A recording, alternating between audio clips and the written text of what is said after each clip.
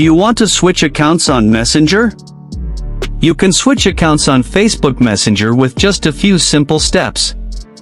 Hello everyone, welcome back to our new video. In this short video tutorial, I will show you how to switch accounts on Messenger. Just watch this video till the end, and do not forget to like this video and subscribe to this channel for more tutorials and tips videos. Switching accounts on Messenger is the process of changing from one Facebook Messenger account to another on the same device.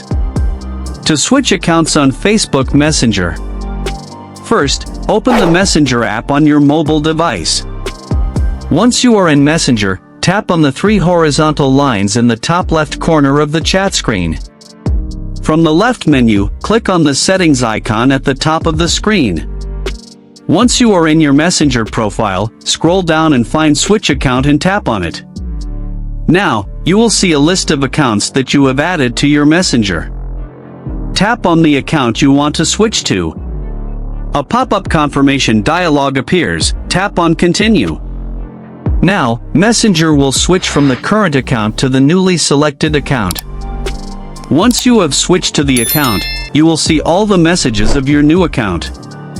By following these steps, you can easily switch between different accounts on Messenger.